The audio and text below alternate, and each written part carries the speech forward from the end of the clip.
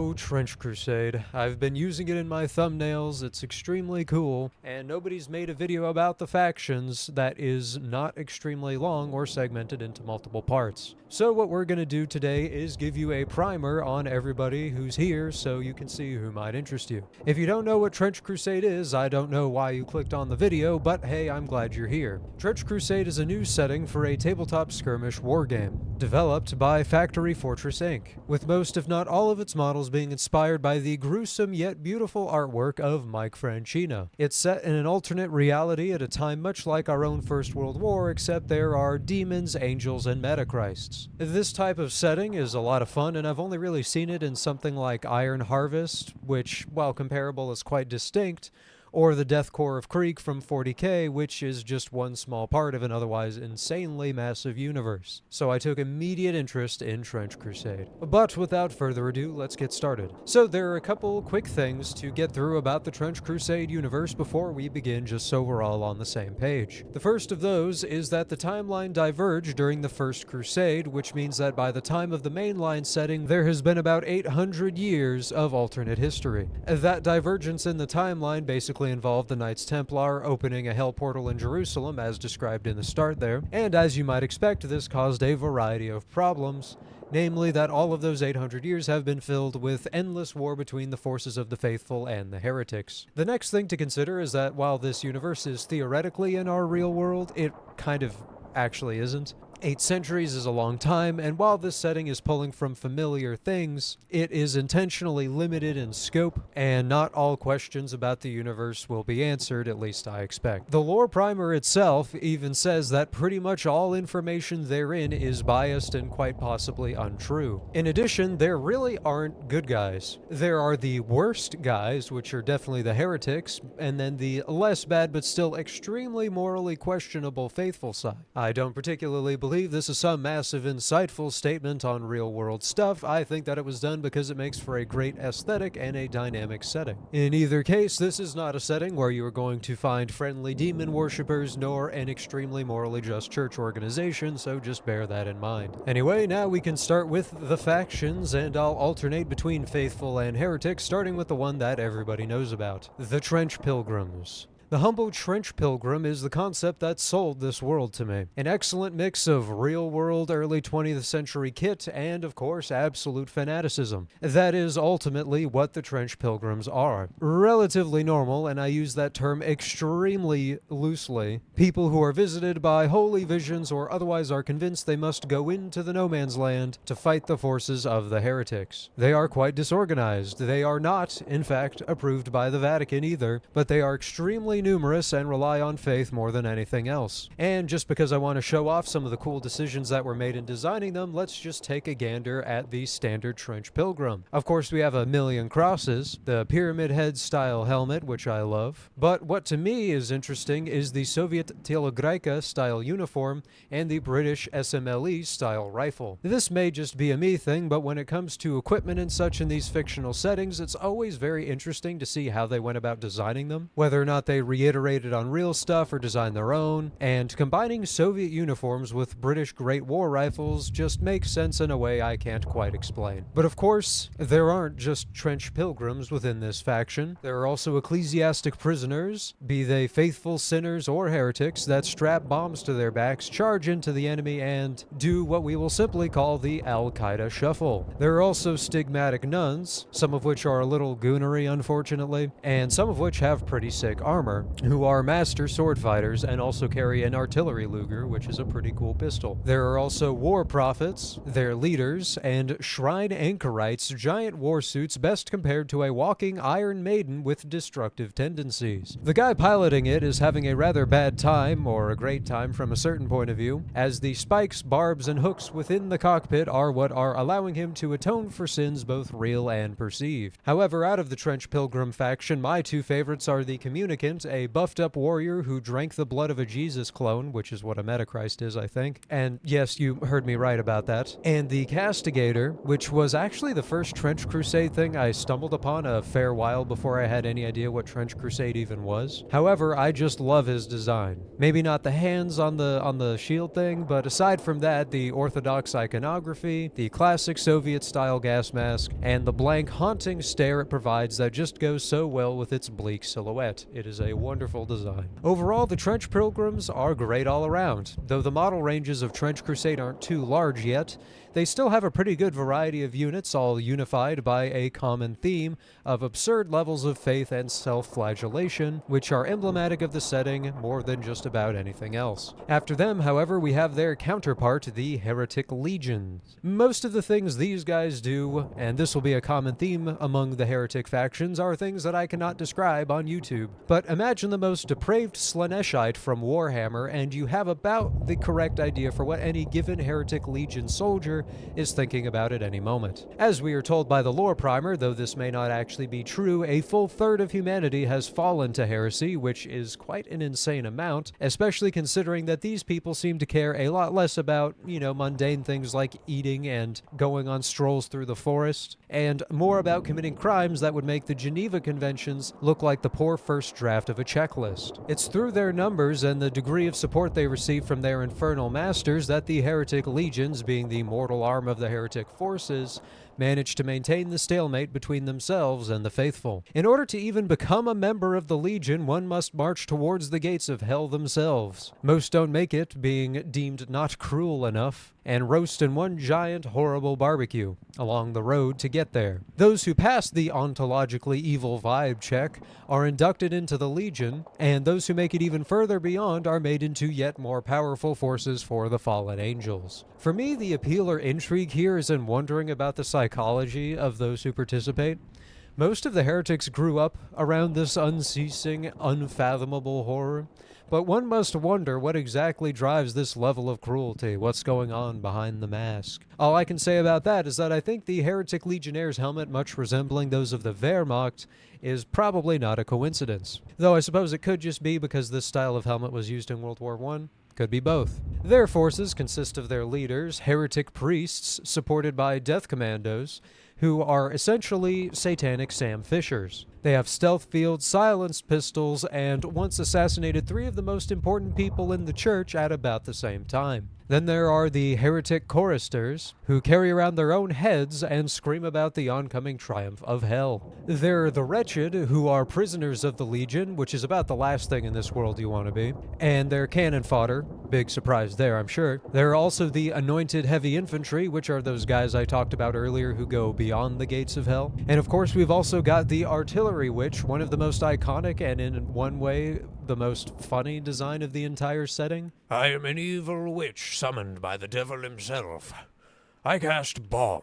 Overall, the Heretic Legions represent the human side of the forces of the devil, which I think is quite an interesting perspective within the universe. They are also, and it's actually kind of insane that this is true, the least grotesque of the evil factions. It's all downhill from here on that front, so be aware of that when I get to the next Heretic faction. Anyway, after them we have the Principality of New Antioch. They are the sword and shield of Europe and Africa, and are the last bastion of faith in the Levant, which is basically the Western Middle East. Pretty much every faithful nation sends resources and manpower to the Principality, and it's something of a gathering point for the faithful forces. As the primer says, the rulers of Europe and Africa know it is probably better to keep the heretics focused on New Antioch than for them to divert many of their forces towards their actual homelands. Thusly, New Antioch is quite the diverse place. There are many different cultures and languages represented, though New Antioch does have its own local duke, the forces of whom are supposed to be some of the best the faithful can muster. All of this is being protected by a massive wall constantly manned by those communicants that I mentioned from earlier. All in all, these guys are your more organized, militarized alternative to the Trench Pilgrims. Don't get me wrong, they are still fanatical, and the Inquisition prowls the streets just looking for reasons to burn people, but there's more of an air of discipline and formality here. Another thing worth mentioning is that this is New Antioch. There was another one, but it was destroyed by the forces of the heretics, base by some mysterious weapon. This is actually one of the things I like the most about the lore. Sometimes things aren't explained,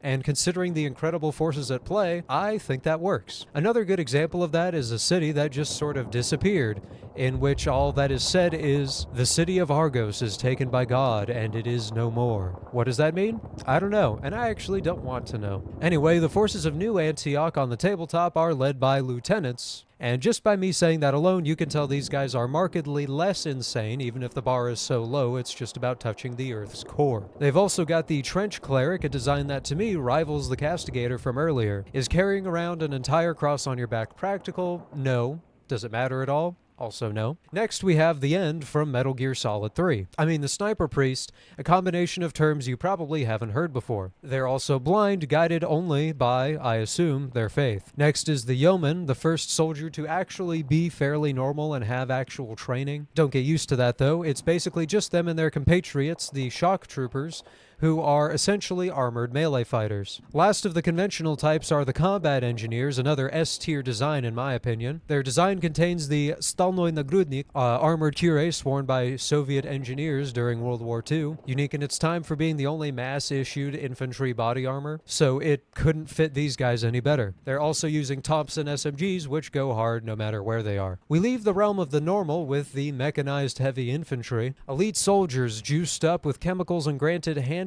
Maxim machine guns. For reference, a Maxim weighs about 60 pounds or 27 kilograms, and they're just hefting them around. Last is the Combat Medic, another sick design. She's also a good fighter, but don't get used to the medic role, for in Trench Crusade, friendly lives do not matter, for they're always more faithful to take their place. After them, we move on to the cult of the Black Grail.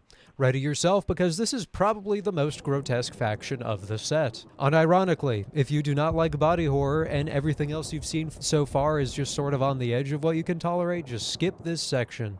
I can't blame you if you do. Having said that, this very disclaimer is the appeal of this faction to its players as I understand it. My God, Mike Franchina, I don't know what inspired these, but I hope you're doing alright. Anyway, the cult of the Black Grail worships Beelzebub, the Lord of the Flies. I continue thinking of the book, but instead of children smashing each other with boulders, it's horrible insect people. These guys are behind all sorts of horrific diseases, plagues, and the like. They'd get along with Nurgle pretty well, but that jolly guy with his silly little Nurglings would probably blush at some of this stuff. That's because the difference is Beelzebub doesn't even pretend to like the cycle of life or anything like that. He likes melting people and turning them into bugs. And as for what the Black Grail actually is, it's a disease, the most horrible of them all, because it's like a zombie virus, except instead of just using what's left over from the person, it starts adding things, namely, lots of flesh and tumors. It's also almost impossible to stop, and impossible to cure, and it'll even linger in an area unless cleansed with literally holy flame. Another thing about this faction and Beelzebub himself is that he, by himself, seems pretty world-ending, and yet he's only one of several archfiends. So if you didn't already think the world is screwed, remember the guy who unleashed the Omega Ultra Nightmare Black Plague is just one of several demon lords trying to end it. Then of course is the fun fact just mentioned offhand in one of the unit descriptions, that the people that are infected with the Black Grail and transform into any of its hideous products are still conscious, which isn't the first time I've seen that trope, but it's probably the worst and the one I'd least want to be a part of. I'll only cycle through a couple of their units, one for time and two because I don't want to look at them anymore. They are led by Lords of Tumors. I don't like the man with the bowl. There's the Plague Knight, which is a refuge of being extremely cool and also fairly easy to look at as long as you don't think about what's under the helmet. There are several other ones I legitimately probably cannot show on YouTube.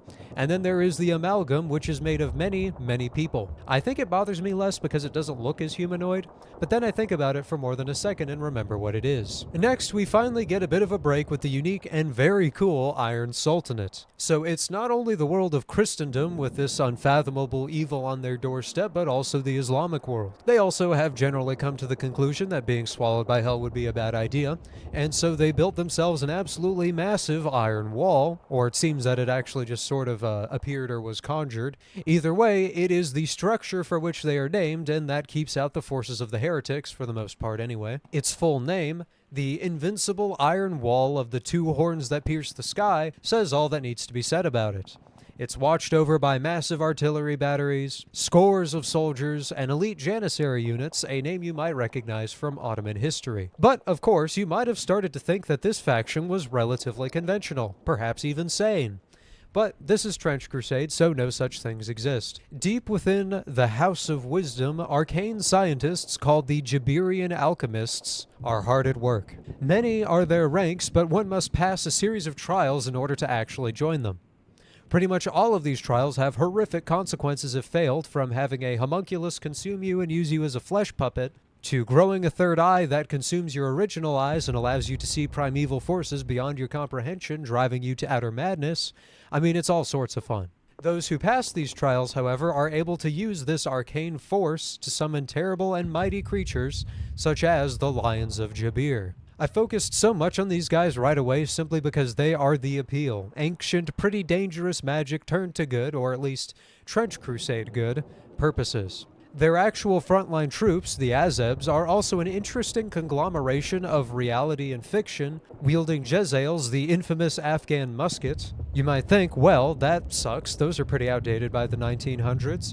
And you're right, except for the fact that these Jezzails can shoot all sorts of crazy stuff, including literally magic bullets, which evens the odds quite a fair bit. They're led by commanders called the Yuzbashi, and are backed up by the Assassins. Yes, those Assassins, except with this very grim skeletal armor that almost looks heretical, perhaps because in the time it would take a heretic to figure out that an assassin is not one of them, the assassin would have already done their job. They can also casually slip through time. There are sappers as well, because a good engineer unit is never amiss, those elite Janissaries to provide a stalwart frontline, and then the Brazen Bull, a larger Jabirian creation that wields heavy artillery. It also lacks vital organs, which means it's even more difficult to kill than its appearance might suggest. Overall, the Sultanate provides an alternative, unique aesthetic and throws in some arcane constructs that aren't on the heretic side for good measure. Finally, for the fully released factions anyway, we have the cult of the Seven Headed Serpent. These guys were saved for last for a few reasons.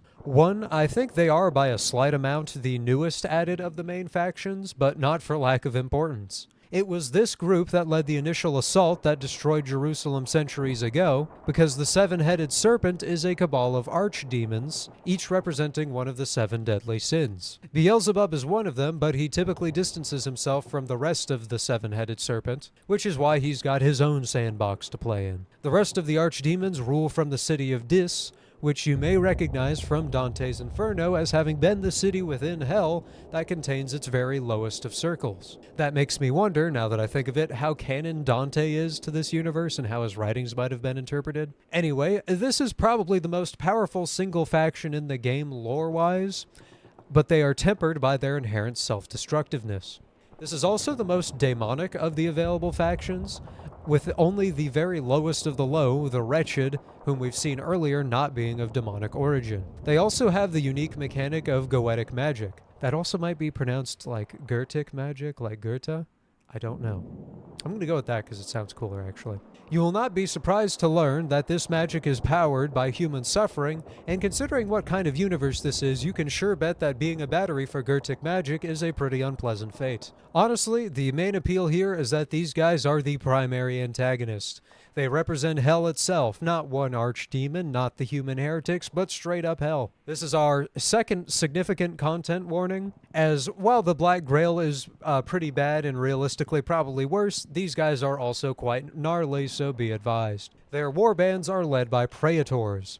I like the design of the Gothic-style plate armor they have, and I don't like the places on their head where the teeth are. I mean, I do. It's a very effective design, but I also hate it. There are also sorcerers whose exposed entrails lead into a serpent's head, which is very inventive, but where the hell did you even get that idea from? There are also the hunters of the left-hand path, which are their elite champion type, and I feel their design might just cross the line of gore enough that I can't show them. Back to something I can show you, we have the Hell Knight, which I love as it's just a classic evil faceless knight wrapped up in this world's horrific lore. In case you thought he was too normal, he's an endless torment forever trapped in his armor, so don't get worried that he's comfortable in there. The standard troop of the Seven-Headed Serpent is the Yoke Fiend, which is pretty much any variety of lumpy, misshapen lesser demon. Lots of kit-bashing opportunities with them is the the first thing that comes to mind for yours truly. One of the more monstrous types of units is the Pit Locust. I like the middle portion. You know, the Egyptian-style wings are very neat,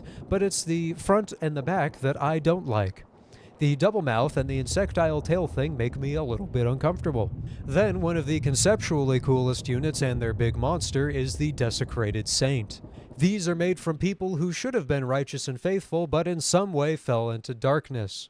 They thus get turned into these horrible flesh golems that haunt no man's land and my dreams. That covers it for the mainline factions of Trench Crusade, but I'll real quick run through some of the less fleshed out ones, just in case they inspire any ideas for custom forces of your own, or just in case they get turned into full-scale factions later on, which some of them are rumored to. The first of those would be the Path of the Beast. This is a heretic-aligned faction devoted to giving up all of one's more civilized aspects and returning to Monkey. This being Trench Crusade, returning to Monkey means growing a ton of new mouths, becoming a horrible mutant creature, and trying to tear apart anybody that you see. This came about, it seems, after ticks literally rained from the sky upon a garrison of soldiers.